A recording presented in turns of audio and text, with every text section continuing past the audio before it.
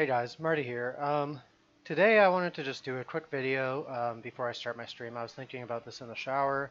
Uh, One of the most commonly asked questions in my stream is, how do you sustain a map like Burial Chambers?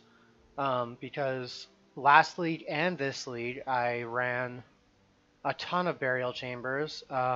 Last league I was specifically farming for doctors. I ended up farming 18 doctor cards just from burials. I was full chiseling, full sextanting, and double breaching. This league, however, I was just farming burials because it's a nice layout now.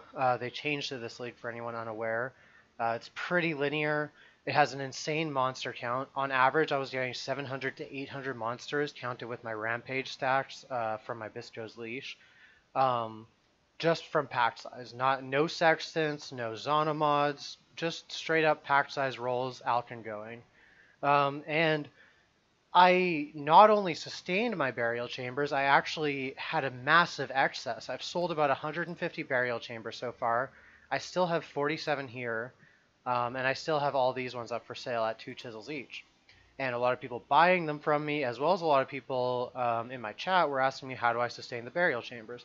So there's no secret to this. The way I did it is basically you remove every single map on the same tier. So for burial chambers, you want to remove every tier 3 that is not burial chambers. So, there's a bunch of them. And the way you do this is you take 3 white sextants and you take a scouring orb. And when you trade this to a vendor, it will give you the Apprentice Cartographer's Seal. I'm going to do this, even though it's a waste of money, just to show you guys for the video. What this does is you can use it on a map like Springs, and now Springs is no longer on my atlas. Now, if you're doing this for yellow maps, you would have to trade 3 yellow sextants, and then red maps would be 3 red sextants. But why this is important is because if I run Burial Chambers and I have no other tier 3 maps, the only tier 3 map that will drop is Burial Chambers. But there's a problem with this. Your Atlas bonus, mine is at 112 right now, increases the chance for maps to drop of a higher tier. So currently I have a 12% chance for maps to drop 2 tiers higher, and a 100% chance for maps to drop at least 1 tier higher. That means if a Graveyard drops, it has a 12% chance to instead drop as a Burial Chambers, and it has a 100% chance to instead drop as a Marshes, or a Flooded Mine, or Desert, etc., any tier 2. Now that's not normally a problem, but that also means that if a Marshes drops, it has a 12% chance to drop as a tier 4, such as Relic Chambers or Courthouse or whatever. And if a Burial Chambers drops, it has a 100% chance to drop as a tier 4, such as Relic Chambers or Volcano or whatever tier 4. But it has a 12% chance if you kill the boss that it drops as a tier 5. This is fine. We don't care about that. Bosses always have the chance of dropping 2 tiers or higher. That's perfectly fine. But the way you can manipulate this is if we also remove every single tier 4 map off of our atlas, then the only tier 4s that can ever drop are the connected tier 4s. So in this case, Burial Chambers is connected to Relic Chambers. That's the only tier 4. So by using my tier 4 Shaping Orb on Relic Chambers, now Relic Chambers is a tier 9. And the way the atlas works is, if a tier 4 drops, but there's no possible tier 4s that can drop because it's shaped up to a tier 9, and you have 0 tier 4s on your atlas, then it will downgrade the drop, and it will turn into a tier 3. So because we also removed every single tier 3 off of our atlas, that means that it will always drop as Burial Chambers. And this is not exclusive to Burial Chambers. This works for any map on the atlas that you can shape the connected higher tier maps.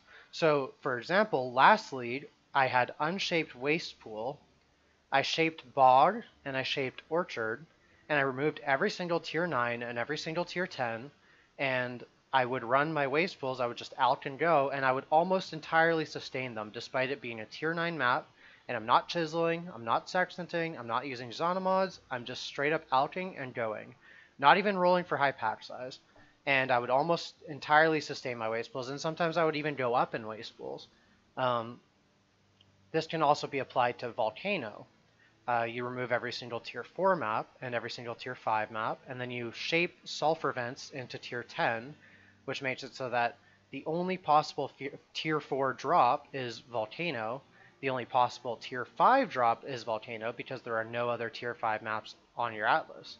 And you can apply this to all sorts of maps all over the atlas. You can do it with a tier 2 by following the same system. You remove everything on the same tier, everything on the next tier, and then you shape the only connected map. So in this case, it would be Iceberg. This can be used to extreme benefit. This character I made, I started it out with 200C. I purchased a Queen of the Forest 6-link. It was the only one up at the time. It was like 230C. And from there, I managed to save up all of this currency. I was literally dead broke because I had just died on my character after buying a Headhunter and a Purity of Fire Watcher's Eye. So I had spent all of my money, had only that 200C to my name. And now I've got the 2-socket Ebonics, I've got 2-socket Tombfist, I've got an insane belt, Searchlight Queen, insane gear on this character. I've also stacked up to 900 Chaos, 16 Exalted Orbs, and this is strictly just by Alkin going on a low tier map. I didn't get a single Doctor card drop. I got one big notable drop. It was a Combs Heart, but I just ran MF gear, and I'll make a video on how to do an MF Wander in the future, but all I did was run MF gear and speed clear these burial chambers. I probably would have made more money had I done it in Volcano because Combs Heart cards are much more common than Doctors, and they drop much more often, so it would have been much more sustainable money. But you could do this anywhere. I could have run tier 1 beaches. I could have, well, tier 1 it doesn't really work with because all tier 1s are automatically unlocked. But I could have run tier 6 beaches. I could have run tier 2 arid lakes, etc. Any good layout map that's fast and has a lot of monsters, you could easily follow this guide. Remove all the same tier, remove all the next tier, and then just farm it as Alkin go. And this also works with shaped maps. So this is utilizing the concept that we use for the shaped map meta. We have no tier 12, so our shaped map can only drop as Tribunal or whatever shaped map you have. And it's easier to do with shaped maps, but this allows you to do it with unshaped maps as well. So hopefully this guide helps everyone. If you have any questions, feel free to leave them in the comments below or ask me on Twitch. I'm about to start my stream after I end this video, and I hope you enjoy. Thank you everyone for watching.